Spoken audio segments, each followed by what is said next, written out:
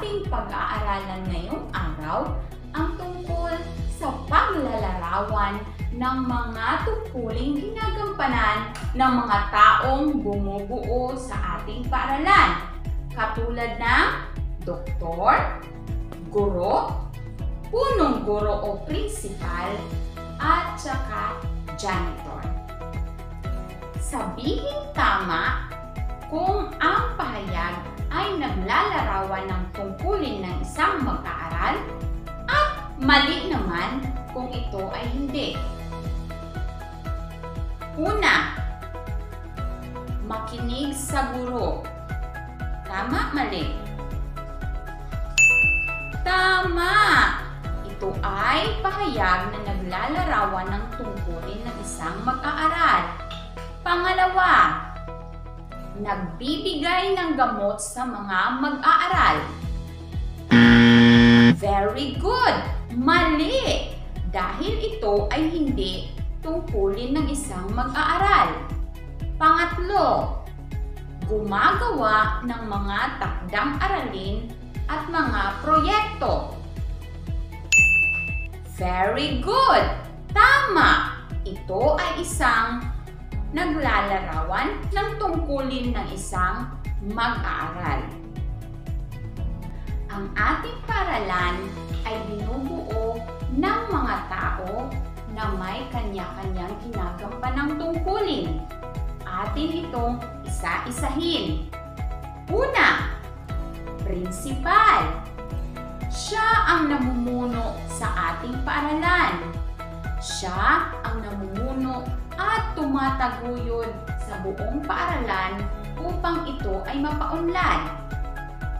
Pangalawa, guro. Ang guro ay ang nagtuturo sa mga bata upang magbasa, magsulat, at magbilang. Pangatlo, doktor at nurse. Sila naman ang nangangalaga ng kalusugan ng ating mga mag-aaral. At pang-apat, ang janitor. Siya ang nangangalaga at nagpapaganda ng ating kapaligiran sa ating paaralan. Ang janitor ang nagpapanatili ng kalinisan at kaayusan ng ating paaralan. Magkakaiba ba ang mga tungkulin na ginagampanan ng bawat tao na bumubuo sa ating paaralan? Opo! Sila ay may kanya-kanyang tungkulin na ginagampanan upang mapalago at mapaunlad ang ating paaralan. Tingnan ang mga larawan. Piliin ang tamang letra ng larawan na tinutukoy ng sumusunod na mga tungkulin. Una, siya ang nagbibigay ng gamot sa mga mag-aaral. Piliin ang titik ng tamang sagot. Letter A, letter B, letter C. Tama! Letter A, doktor. Siya ang nagbibigay ng gamot sa mga mag-aaral. Pangalawa, namumuno sa mga gawain para sa ikakaunlad ng buong paaralan. Sino sa mga larawang ito? Letter A, letter B, o letter C? Tumpak. Letter A, principal. Siya ang namumuno sa buong paaralan. Pangatlo, nagpapanatili ng kalinisan at kaayusan ng buong paaralan. Sino siya? Letter A, letter B, o letter C? Very good! Letter A, janitor. Siya ang naglilinis at nagpapanatili ng kaayusan ng buong paaralan. Sabihin ang check kung tama ang nilalarawan ng sumusunod na mga pahayag at wrong naman kung ito ay mali. Number 1. Nagtuturo sa mga bata na magbasa, magsulat at magbilang ang isang guro. Check or wrong? Tama! Ito ay check! Sapagkat ang guro ang nagtuturo sa ating magbasa, magsulat at magbilang. Pangalawa, naglilinis ng paaralan ang janitor. Check or wrong? Very good!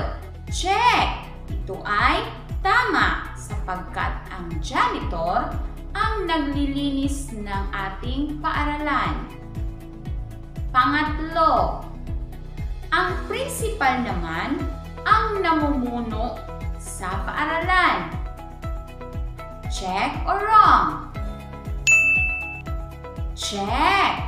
Siya ang namumuno at namamalakad upang itaguyod ang buong paaralan, ang principal. Pang-apat, ang doktor at nurse ang nangangalaga ng kalusugan ng mga mag-aaral sa paaralan. Check or wrong? Check! Tama! Si doktor at nurse ang nangangalaga ng kalusugan ng mga bata sa paaralan at maging ng mga tao na bumubuo sa buong paaralan. Tingnan ang bawat larawan. Piliin ang titik ng tamang sagot na naglalarawan ng tungkulin na ginagampanan ng bawat tao na bumubuo sa paaralan. Number 1. Sino ito? Letter A. Nangangalaga sa kalusugan ng mga mag-aaral. Letter B. Nangangalaga sa kalinisan ng ating paaralan. Or letter C. Nagtuturo sa mga bata. Very good! Letter A. Ang doktor ang nangangalaga ng kalusugan ng mga mag-aaral. Pangalawa, sino naman siya? Letter A. Nagtuturo sa mga bata upang magbasa, magsulat at matutong magbilang. Letter B. Naglilinis ng paligid ng ating paaralan. Or letter C. Nangangalaga sa kalusugan ng mga bata sa paaralan. Correct! Letter A. Siya ay guro na kung saan nagtuturo sa mga bata upang magbasa, magsulat, at matutong magbilang. Pangatlo, tingnan ang larawan. Piliin kung ano ang kanyang tungkuling ginagampanan. Letter A. Namumuno sa buong paaralan. Letter B. Nangangalaga sa kalusugan ng mga mag-aaral. Or letter C. Naglilinis ng ating paaralan. Very good! Letter C. Siya ay ang janitor na naglilinis ng ating buong paaralan. Basahin at intindihin ang bawat sitwasyon. Kilalanin natin kung sino sa mga tao na bumubuo sa paaralan ang ating lalapitan kung kinakailangan. Piliin ang titik ng tamang sagot. Una, nahirapan ka sa pagbasa ng isang salita. Nagtanong ka sa iyong kaklase, ngunit hindi niya rin alam ito. Sino ang iyong lalapitan? Letter A, guro. Letter B, janitor. Letter C, nurse. Tama! Letter A. Ang dapat mong lapitan ay si guro upang ikaw ay matulungan sa iyong pagbabasa. Pangalawa, masakit ang tiyan ng iyong kaklase. Sino naman ang dapat mong lapitan? Letter A, kaibigan. Letter B, doktor o nurse. Letter C, janitor. Tama! Letter B, ang dapat mo lapitan si doktor o nurse upang mabigyan ka ng gamot para sa sakit ng tiyan ng iyong kaklase. Pangatlo, may bumisitang mga tao sa inyong paaralan. Sino naman ang iyong tatawagin? Letter A, principal. Letter B, kaklase. O letter C, nurse. Tama! Ang dapat mong tawagin ay si principal upang maharap ang mga bisitang dumating sa inyong paaralan. Bawat tao na bumubuo sa paaralan ay may kanya-kanyang tungkulin na ginagampanan. Sila ay ang punong guro o principal, guro, doktor at nurse, at janitor. Silang lahat ay nagtutulungan upang maitaguyod at mapangalagaan ang kalusugan ng mga mag-aaral.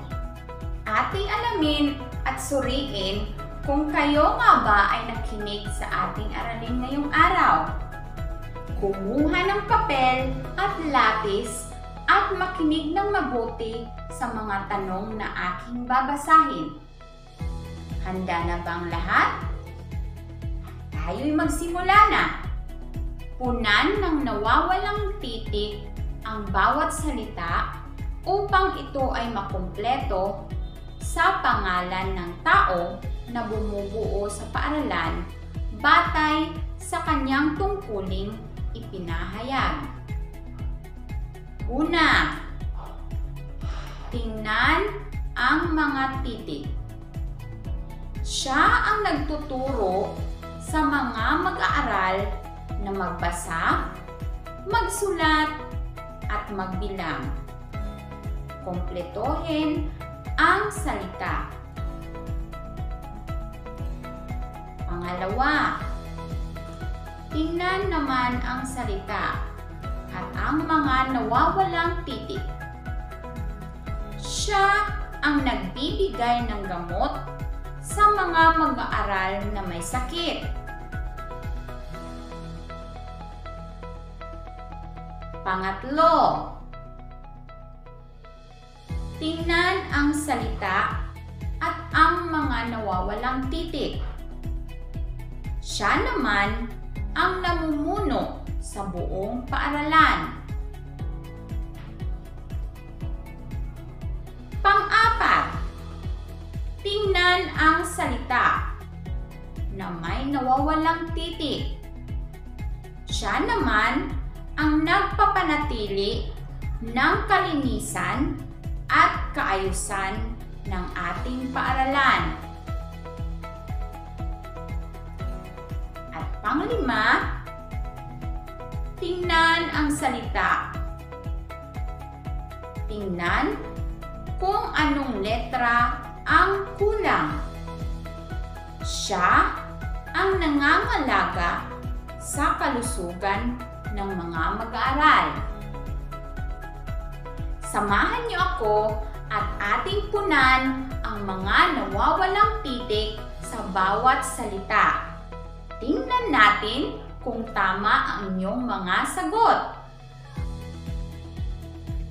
Number 1. Siya ang nagtuturo sa mga mag-aaral na magbasa, magsulat at magbilang.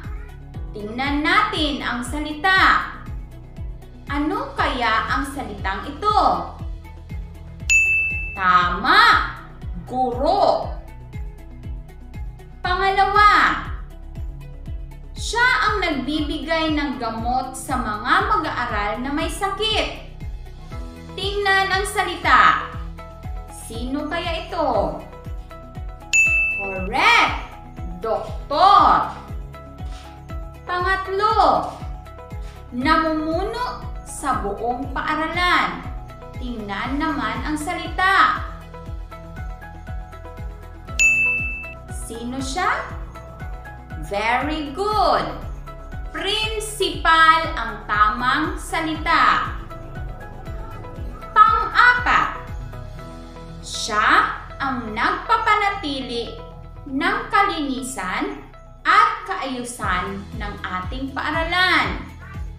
Tingnan ang salita at punan natin ng mga nawawalang letra. Correct! Janitor. Panghuli, siya naman ang nangangalaga sa kalusugan ng mga mag-aaral. Ang salita ay may 4 na letra o titik. Nagsisimula sa titik N. Very good! Siya ay si nurse.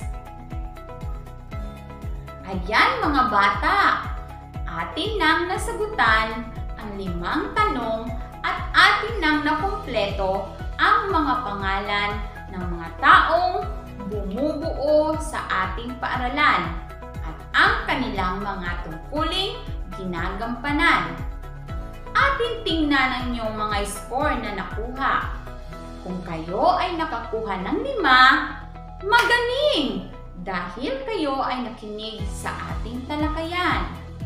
Kung kayo naman ay nakakuha ng 4 at 3, magaling pa rin dahil maliit lang ang inyong nakuhang maling sagot. Pero kung kayo naman ay nakakuha ng 2, 1 o walang tamang sagot, dapat kayong mag-aral pa ng mabuti. Isa na namang aralin ang ating natalakay. Sana may natutunan kayo sa ating aralin ngayon. Ako po si Teacher Rona na nagsasabi na laging mag-aral ng mabuti at mag-ingat palagi. Hanggang sa susunod, paalam!